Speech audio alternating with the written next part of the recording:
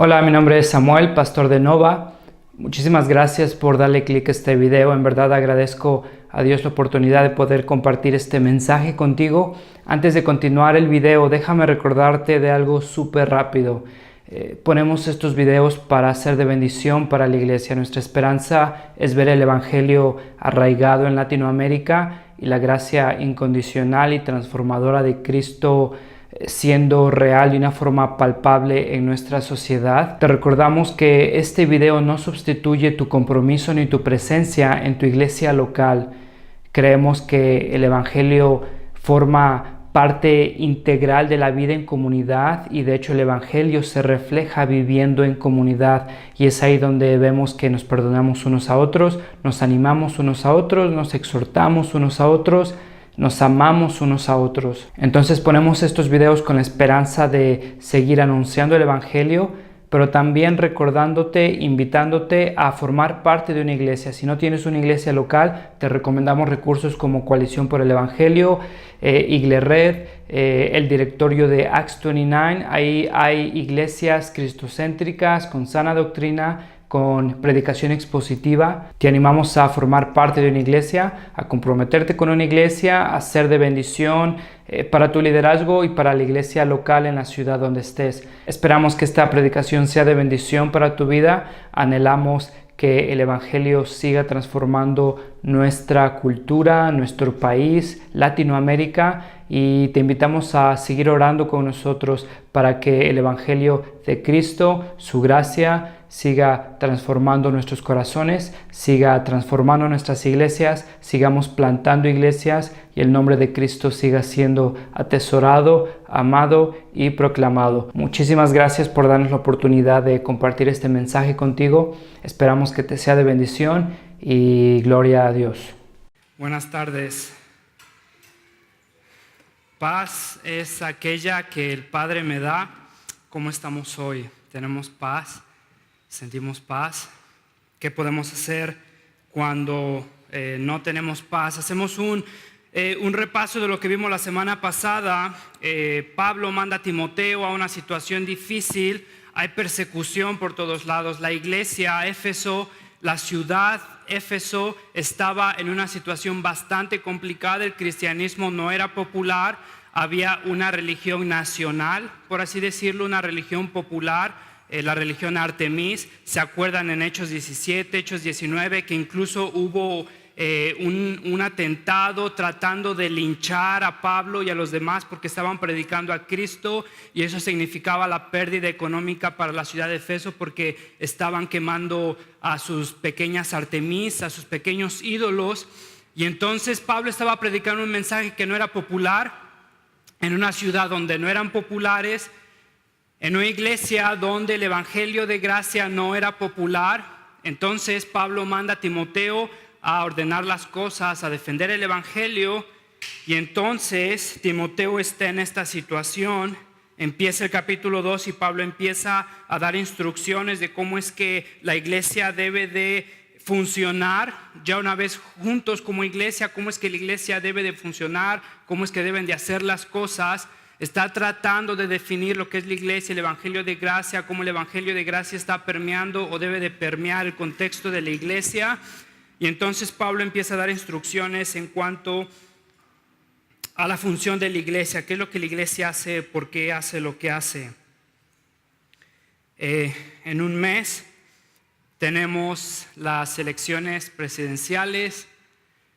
Seas morenista, seas panista, estés con el Bronco, estés con Margarita, lo siento. Sea tu contrincante, sea la persona que vas a votar, es interesante incluso ver la dinámica en redes sociales, en las noticias. Una encuesta desacredita a un candidato y el candidato utiliza la encuesta que lo soporta a él, y entonces se utiliza la encuesta que desacredita al otro en contra del otro. Tenemos a un candidato del PRI que para muchos no significa un cambio. El candidato del PAN, que para muchos es una persona muy joven, sin experiencia, una persona millonaria, tratando de de romper el parámetro de lo que se ha vivido en México. Un video acaba de salir del panista. Tenemos al candidato de Morena, para algunos no explica bien, para algunos las personas de alrededor saben más que él. Para algunos Morena, para algunos PAN, para algunos PRI. Y todos prometen un cambio, prometen paz, prometen tranquilidad, ¿no es cierto? Y entonces todos sus encuestas desacreditan a uno, a otro, pero todos están de que, bueno, nuestro problema es la seguridad, nuestro problema es paz en nuestra ciudad, en nuestro país, y entonces tenemos que lidiar con eso. Mi pregunta el día de hoy, esta mañana, para ti como iglesia es: ¿qué estás haciendo? En verdad la iglesia, en verdad Nova, tiene una diferencia tangible en la ciudad de Jalapa. ¿Será cierto que Jalapa es una mejor ciudad porque Nova está aquí? ¿Será cierto que México es un mejor país porque la iglesia cristiana está dando lo que tiene? Tenemos a nuestros candidatos ofreciendo una propuesta, un cambio, y entonces la iglesia cristiana, mi pregunta es, ¿está haciendo lo que debe de hacer? Te leo una noticia, un artículo que leí hace tiempo, y entonces te lo voy a leer y me vas a decir, bueno, ¿esto qué tiene que ver con la prédica de hoy? Pero te voy a explicar. Fíjate, el título es: Mexicanos desperdician 20.4 millones de toneladas de alimentos al año. Mexicanos desperdician 20.4 millones de toneladas de alimentos al año. Y entonces el periódico empieza a decir: los mexicanos desperdician 20 millones de toneladas de alimentos al año. Desveló hoy el informe Pérdidas y desperdicios de alimentos en México, realizado por el Banco Mundial, que analiza los impactos ambientales que genera la producción de diversos alimentos representativos del país. El informe presentado por la Secretaría del Medio Ambiente y Recursos Naturales, Semarnat, destaca que el 72% de los alimentos desperdiciados, fíjate, 72%, se den en los primeros eslabones de la cadena productiva, desde la precosecha hasta la distribución, y el 28% ocurre en la venta de menudeo y en los hábitos de los consumidores finales. Asimismo, el agua que se utiliza en la producción de alimentos que termina en desperdicio presenta un volumen que asciende, pon atención, a más de 40 billones de litros, y es una cantidad similar al agua utilizada por todos los mexicanos en 2.4 años. ¿Ok? ¿Qué tiene que ver esto? Fíjate, en cuanto a los impactos económicos, el Banco Mundial reportó que el Banco de Mercado de los Alimentos analizados asciende a 491 millones de pesos, que equivale a 26 millones de dólares. Ok, estamos hablando de México, una nación necesitada, una nación con muchísimas necesidades, donde muchísimas personas están con hambre, sufriendo la economía. Y entonces tenemos 26 millones de dólares en desperdicio, 490 millones de pesos en desperdicio de alimentos. ¿No te parece una tragedia? Tenemos los recursos, pero no sabemos cómo utilizarlos. Y entonces hay un desperdicio gigantesco, que se está ahí pudriendo la comida, ¿no? No podemos ayudar a la persona que tiene hambre. Te diría que la situación de la iglesia es parecida. Tenemos una nación bastante necesitada, desesperada. Estamos en las aperturas de elecciones presidenciales, de un cambio que puede ser un cambio radical en nuestro país. Y lo que Pablo está diciendo es que la iglesia tiene los recursos constantes y limitados para poder beneficiar a su país, a su ciudad. Y entonces la pregunta es, iglesia, ¿lo estamos haciendo? Fíjate entonces cómo es que Pablo empieza a describir los recursos de la iglesia, qué es lo que la iglesia puede hacer más allá de un partido político, lo que la iglesia debe de hacer.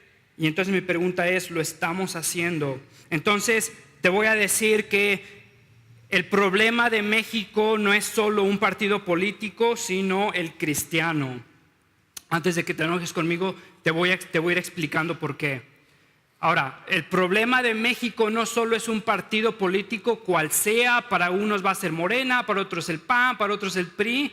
no solo es un partido político, sino también el cristiano, porque tiene los recursos que tiene para bendecir a su pueblo, para bendecir a su país y no los está utilizando. ¿Qué recursos? Fíjate, el cristiano no hace lo que debe de hacer. ¿Qué es lo que el cristiano debe de hacer? En el versículo 1 dice: así que recomiendo ante todo que se hagan plegarias, oraciones, súplicas y acciones de gracia por todos, especialmente por los gobernantes y por las autoridades. Estas 4 palabras que se utilizan son interesantes. Pablo trata de no nada más ser repetitivo o redundante, trata de expresarte la totalidad del tipo de oración que se debe de hacer por todos, por nuestros gobernantes. Fíjate, entonces la plegaria es una petición urgente, reconociendo que a quien se le pide tiene los recursos. Pablo te está diciendo que hagas plegarias, reconociendo que a quien vas y le pides tiene los recursos, una petición urgente. Una súplica es una petición humilde, reconociendo que aquel a quien vas es superior. Haz plegarias, haz súplicas, haz acciones de gracia, porque aunque es superior, reconoces que Él tiene los recursos para responderte. Pablo dice: ante todo, hagan plegarias, súplicas, fíjate, especialmente por los gobernantes. Así que recomiendo. La Nueva Versión Internacional lo pone recomiendo, es una traducción, el matiz de la palabra bastante débil. Literalmente significa te encargo, te encarezco, te mando. Es la misma palabra que se utiliza en Romanos capítulo 12 versículo 1. Fíjate, entonces, tomando en cuenta, Pablo está utilizando esta misma palabra, tomando en cuenta la misericordia de Dios, les ruego, les mando, les ordeno que presenten sus cuerpos como sacrificio vivo.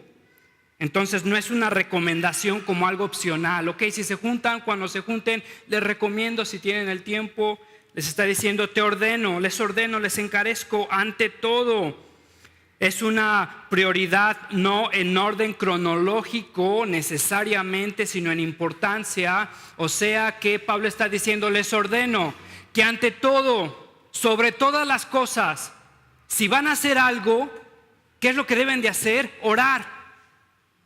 Entonces Pablo dice: ante todo, sobre todas las cosas, más que nada, más que cualquier otra cosa, que se hagan plegarias, reconociendo urgentemente que Él tiene los recursos, súplicas, reconociendo humildemente que Él es superior, acciones de gracia, reconociendo que Él nos escucha, aunque Él es superior, especialmente por los gobernantes y por todas las autoridades. Especialmente por los gobernantes y por todas las autoridades. No dice algunas, no dice nuestro partido político, no dice los que nos caen bien, por todas las autoridades. Fíjate, Romanos 13:1. Todos deben de someterse a las autoridades públicas, pues no hay autoridad de Dios que no haya dispuesto. Así que las que existen fueron establecidas por Él. Por lo tanto, todo el que se opone a la autoridad se rebela contra lo que Dios ha instituido. Los que así proceden recibirán castigo. Primera de Pedro 2:13. Sométanse por causa del Señor a toda autoridad humana, ya sea al rey como suprema autoridad o a los gobernantes que Él envía para castigar a los que hacen el mal y reconocer a los que hacen el bien. Porque es la voluntad de Dios, que practicando el bien, es decir, respetando a nuestras autoridades, hagan callar la ignorancia de los insensatos. Ahora, ¿la iglesia será más cínica o más bíblica? ¿La iglesia en verdad orará por nuestro liderazgo o somos más cínicos? Te confieso algo, para mí es más fácil. Hubo un video hace meses de Peña Nieto con, creo que fue el presidente de China, estaban enterrando un árbol, era algo simbólico y fue muy gracioso. Para mí es más fácil mofarme de mi liderazgo que orar por mi liderazgo. Y Pablo está diciendo: mira, ante todo, haz plegarias, haz oraciones por tus gobernantes, por todas las personas que están en autoridad. Ahora, el problema de México no solamente es un partido político, te diré, es el cristiano que tiene los recursos para bendecir a su nación, que tiene los recursos ilimitados constantes de llegar a Dios, clamarle: Señor, dale sabiduría a esta persona, quien sea que esté en la silla presidencial, pero se me hace más fácil tuitear algo, hacerle un meme, reírme de esta persona que por la voluntad de Dios, incomprensible muchas veces, está ocupando la silla presidencial. Entonces, ¿estás haciendo lo que debes de hacer? Pero es que es diferente, ¿no? Porque Pablo está diciendo esto, pero la verdad que no conoce nuestro liderazgo, no conoce lo que este partido ha hecho en nuestro país y no conoce lo que el presidente electo ha hecho y ha significado para nuestra sociedad. Algo interesante, Pablo está escribiendo en el año 64 después de Cristo. ¿Sabes quién es el emperador? Nero. Si has leído algo acerca de Nero, es el emperador más violento en la historia de Roma, sanguinario, sádico, fuera de su mente. Fíjate, Suetonio, un historiador de ese momento contemporáneo, está narrando un hecho que dio cabida a la persecución de la iglesia. En ese mismo año, Pablo está escribiendo: sométanse a esas autoridades, y ese mismo año Nero empieza la persecución más violenta que se ha visto en la iglesia. Fíjate, Suetonio dice: un incendio se propagó en Roma. La gente sospechaba que fue el mismo Nero quien lo inició. Tácito, otro historiador contemporáneo. Fíjate, para limpiar su testimonio, Nero o Nerón culpa a los cristianos y les inflige las más cruentas torturas, ya que era una clase de personas, los cristianos, odiadas por la mayoría. Y entonces Nero o Nerón es famosísimo por empalar a los cristianos, por desnudarlos, por embarrarles grasa animal y por ponerlos en las calles como lámparas, como antorchas. Es ese Nero, es ese emperador. Es el mismo año que Pablo está diciendo: sométanse. Primera de Pedro, lo que leímos hace rato, sométanse a causa del Señor. Primera de Pedro está escribiendo en medio de esa persecución. Fíjate lo que Pedro está diciendo: sométanse, oren. Y fíjate lo que está diciendo: oren por sus autoridades. Cuando el gobierno es corrupto, ¿no te parece lógico que es donde debemos de orar más por nuestro liderazgo? ¿No te parece lógico que cuando la situación está complicada en nuestro país, no te parece lógico que debemos de orar más por nuestro país, por el liderazgo de nuestro país? Es como si tenemos los alimentos y la gente está muriéndose de hambre, pero nosotros los tenemos ahí desperdiciados. Tenemos los recursos ilimitados, constantes, pero no lo hacemos. Nos burlamos de nuestro liderazgo. Fíjate, Juan Calvino, una cita de Juan Calvino acerca de la oración. Nuestra oración no debe de ser egocéntrica, o sea, solo pensando en mí mismo. Debe de surgir no solo porque sentimos nuestra propia necesidad como una carga que debemos de poner sobre Dios, sino también porque estamos tan ligados en amor por nuestros semejantes que sentimos su necesidad tan agudamente como la nuestra. Interceder por los demás es la manera más poderosa y práctica en la que podemos expresar nuestro amor por ellos. ¿Estamos orando por nuestro país? ¿Estamos orando por nuestro gobierno? ¿Estamos orando por nuestras elecciones? Uno de mis miedos es que la iglesia, conociendo a Dios, entre incluso a este momento que creo que es crítico en nuestro país, poniendo toda nuestra confianza en un partido político, ya sea que sea el morenista, panista, priista, lo que sea, reconociendo que Dios es soberano, pidiéndole que Dios muestre su misericordia a nuestro país, orando porque le dé sabiduría a nuestros candidatos. No lo hacemos, nos quejamos y empezamos a compartir memes. El problema en nuestro país no solamente es un partido político, es el cristiano que tiene los recursos para poder pedir por misericordia y no lo hace. Fíjate el propósito de la oración de Pablo. Dice: ¿para qué? Especialmente por los gobernantes. Fíjate el versículo 2 al final: para que tengamos paz y tranquilidad y llevemos una vida piadosa y digna. El cristiano no hace lo que debe de hacer, que es orar. El cristiano no es lo que debe de ser, piadoso y digno. Pablo está orando para que la iglesia sea piadosa y digna. Pablo está orando por el liderazgo, Pablo está orando por la iglesia.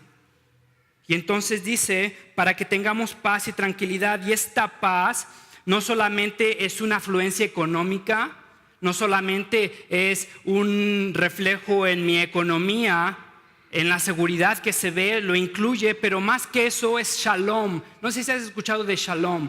Cuando Jesús dice, y el reino de Dios va a venir y la paz de Dios va a estar con ustedes, precisamente es lo que significa shalom. El reino de Dios establecido. Cada vez que paso por mi casa, hay dos cosas que siempre están allí, dos personas que siempre están allí, me incomodan bastante porque me recuerdan lo miserable que soy y la miseria de estas personas. Hay una mamá ya muy grande, podría ser mi mamá, mi abuela bastante grande, viene con su hijo, tiene parálisis cerebral y está pidiendo ayuda económica. Está vendiendo ahí como servilletas, como bordadas que nadie compra, y siempre la veo ahí. Hay veces que llueve, hay veces que hace mucho sol y siempre la veo ahí. Y entonces la iglesia, orando por paz, orando por shalom, orando por el reino de Dios, es orando que Dios sea misericordioso con estas personas, que Dios mueva a su iglesia para nosotros ir reflejando el reino de Dios, para esperar el día finalmente donde ya no va a haber estas personas, porque vamos a ser suplidos por las misericordias de Dios, porque Dios va a suplir todas nuestras necesidades. También veo ahí una viejita también bastante grande con un cartón que dice ten misericordia. Orar por la paz de Dios es orar que Dios se manifieste, que Dios establezca su reino y entonces las beatitudes sean una realidad. Bendecidos los pobres, bendecidos los necesitados, porque ya no tendrán hambre. Ese es anhelar la paz de Dios, la tranquilidad de Dios, que Dios sea nuestro juez, que sea nuestro presidente. Oramos por eso. Oras, ¿cuál ha sido la última vez que has orado por este presidente? ¿Cuál ha sido la última vez que agradeces a Dios porque en su voluntad tenemos a este presidente que nos está mostrando cosas que nosotros tenemos, no nada más a este presidente? Hay un dicho, ¿no? Que cada nación tiene el presidente que se merece. ¿Cuál ha sido la última vez que has orado por este presidente? ¿No te parece de más beneficio para todo el mundo si en vez de tal vez una guerra de memes o tal vez una guerra de desacreditaciones, un panista y un morenista se junten a orar a Dios por un mejor México? ¿No te parece de beneficio para todos? ¿Crees que estar compartiendo noticias falsas o estadísticas, lo que sea, infladas, desinfladas, crees que sea en verdad de beneficio para alguien? Y me estoy predicando a mí mismo, porque para mí es más fácil navegar en medio de estas noticias y enojarme con un candidato y desacreditarlo. Pero si me preguntas, oye, ¿cuándo has orado con una persona que teme a Dios, que cree en la soberanía de Dios tanto como tú crees y tiene diferentes perspectivas? ¿Cuándo te has sentado con él y cuándo has orado por nuestro liderazgo, por las elecciones presidenciales? ¿No te parece que es de mejor beneficio? ¿No te parece que es un desperdicio no hacerlo cuando tenemos los recursos, cuando tenemos el acceso ilimitado al Padre? Pablo está diciendo, oren por sus gobernantes para que tengamos paz, para que tengamos tranquilidad. Pablo ora por la iglesia para que vivamos nosotros una vida piadosa y digna. Piedad significa conocimiento que es congruente con nuestra práctica. Pablo empieza a orar para que la iglesia sea piadosa, o sea, que su conocimiento tenga una congruencia en su vida práctica. ¿Crees que los cristianos en Jalapa, por lo menos, en Jalapa, ya olvídate de México, en Jalapa, crees que los cristianos tienen una vida piadosa, congruente con lo que saben y con lo que viven? Olvídate de Jalapa, en tu casa, ¿Crees que estás viviendo de una vida piadosa, congruente con lo que sabes, con lo que vives? Pablo está diciendo, oren por esto. Oren para que vivan una vida piadosa, haya congruencia en su conocimiento y en la práctica, una vida digna, una vida respetada. Literalmente, fíjate lo que significa, una forma de vida que está por encima de lo normal y por lo tanto es admirada. Es lo que Pablo está orando. Ora por el gobierno, ora por la iglesia. Una forma de vida que está por encima de lo normal y por lo tanto es admirada. Te hago una pregunta, ¿crees que la iglesia de Jalapa sea digna, sea piadosa? Ya ni sé, yo tenía 18 años, tengo 32. ¿Cuántos años son? No sé, ahí luego hacemos las cuentas. Pero empecé a ir a la iglesia cuando tenía 18, 19 años. Y en ese caminar de conocer a Cristo, de conocer a los cristianos, ves cada historia, ves cada iglesia donde en vez de predicar a Cristo, y te estoy hablando de Jalapa, y por respeto e integridad no diré nombres, pero vas a iglesias donde te prometen literalmente, si ofrendas, vas a ver un reflejo en tu tarjeta de crédito, la semilla de fe. Eso es lo que se predica en Jalapa. Esa es la iglesia cristiana de Jalapa, donde personas salían fascinadas porque en medio de la oración veían polvo de oro cayendo. Y entonces es la presencia del Espíritu Santo. Pero lo interesante es que esa supuesta presencia no tiene ningún reflejo en el día al día de cómo viven sus vidas fuera de la iglesia. Tienen los mismos matrimonios destrozándose, las mismas deudas, los mismos problemas, los mismos pecados ocultos. Aparentemente esa gracia magnífica que ven es incapaz de transformar sus corazones. Y entonces te acercas con la gente y les dices, oye, ¿qué onda? ¿Qué es esto? No hagas esto, no es bíblico. Es que le da fe a las personas. Desgraciadamente llegamos a un punto donde no somos muy diferentes a la iglesia católica, por ejemplo, donde empezamos a encontrar reliquias, astillas de la cruz de Cristo y le preguntas a la gente, ¿por qué lo haces? ¿Es para dar fe a la gente? ¿Crees que necesitemos eso para darle fe a la gente? ¿O por qué no predicamos el evangelio, la gracia incondicional, transformadora de Cristo? Pero eso, no te estoy inventando rollos de Sudáfrica, Brasil, te estoy diciendo la situación en Jalapa. En Jalapa.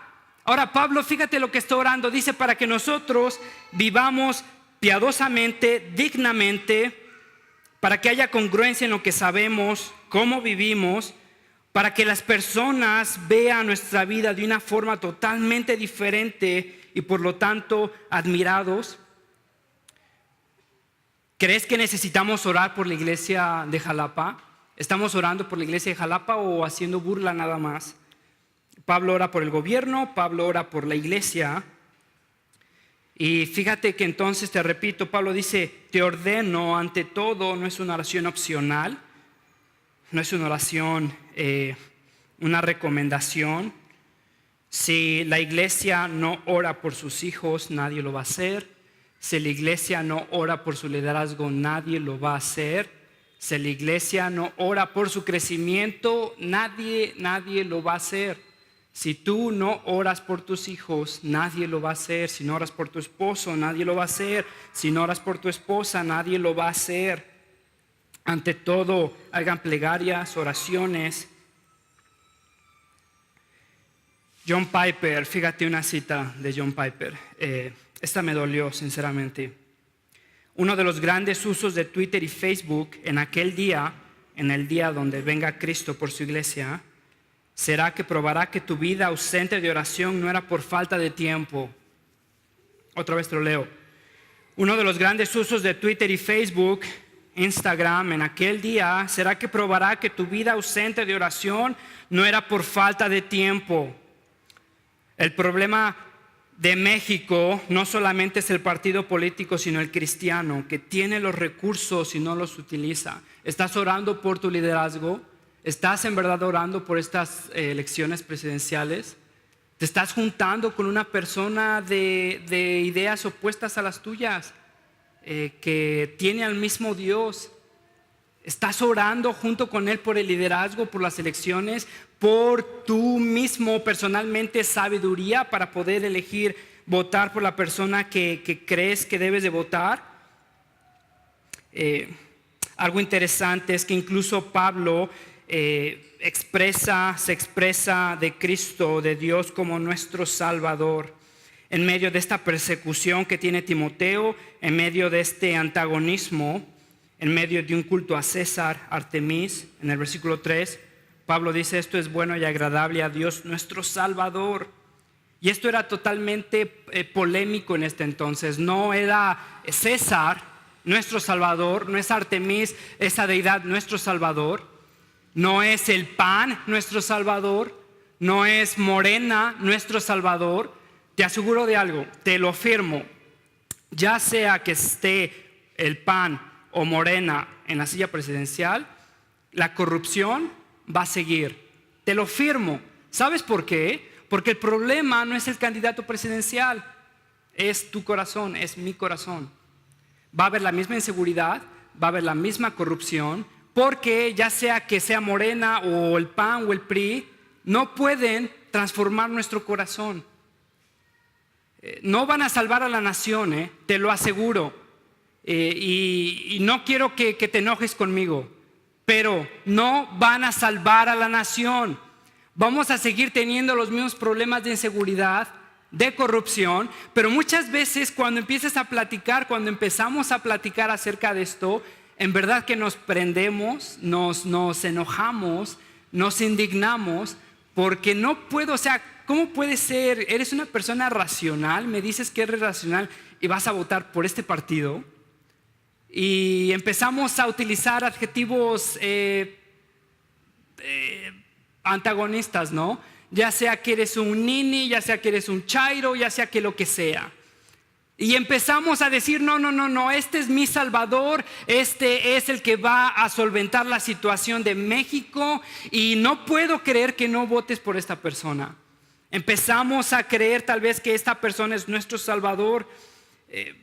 Ni Morena va a solventar nuestra situación, ni el PAN va a solventar nuestra situación. Hay piratería porque nuestro corazón anhela más la comodidad inmediata que pensar en el prójimo. Hay inseguridad porque nuestro corazón anhela más lo que no nos pertenece. Hay corrupción porque se nos hace más fácil ir por atrás de la ley que esperar y pensar en el bien de los demás.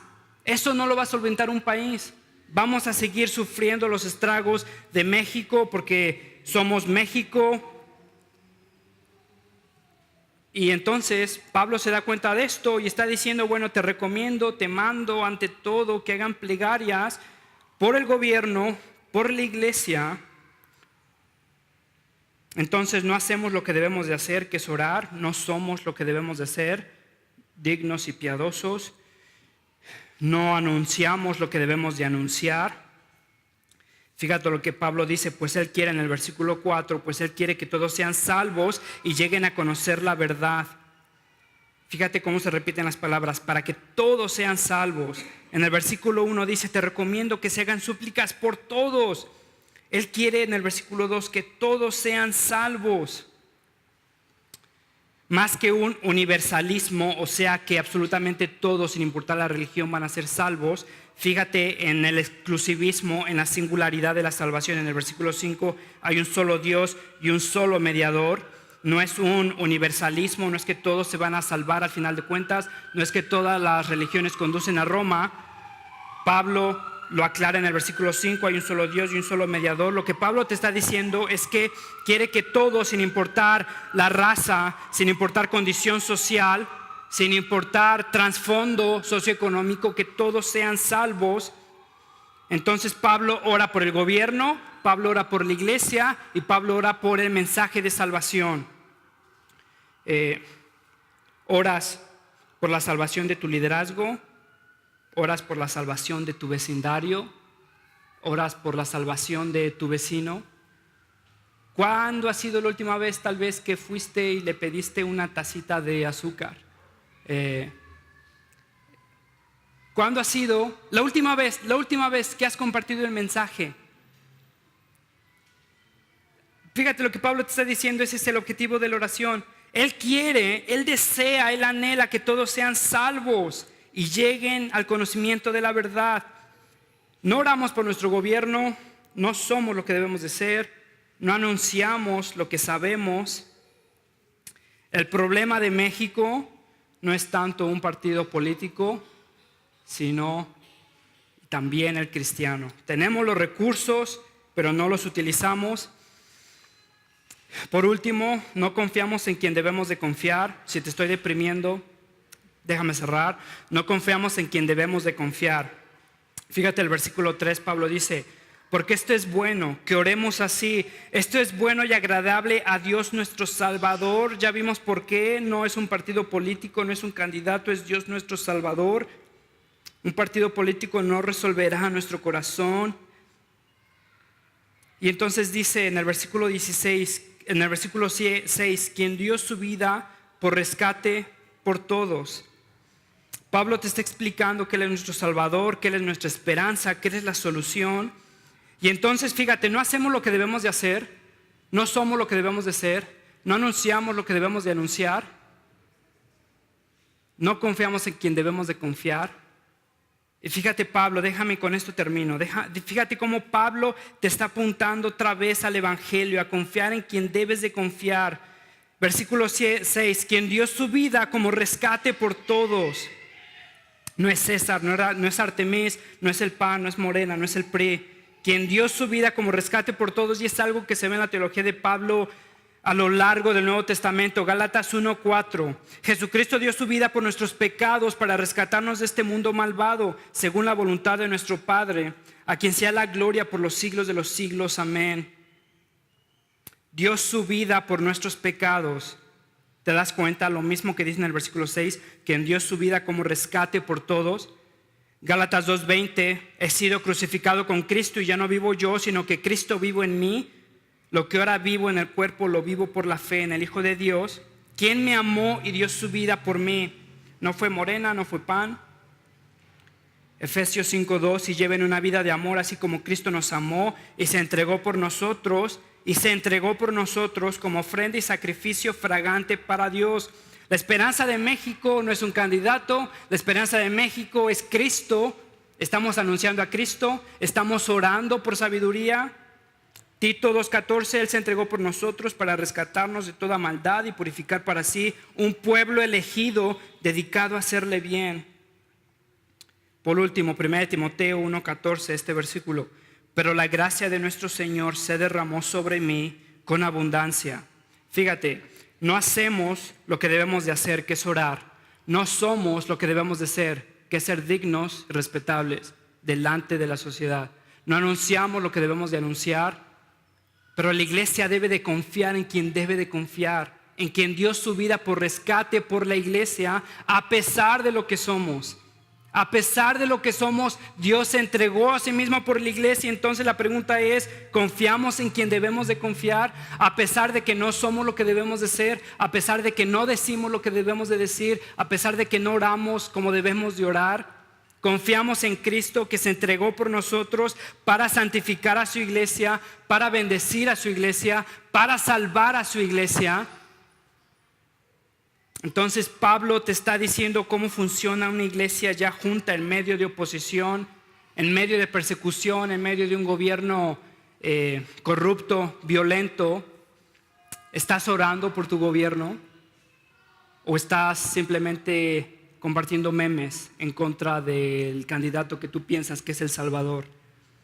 ¿Estás juntándote con otro hermano de perspectivas opuestas orando?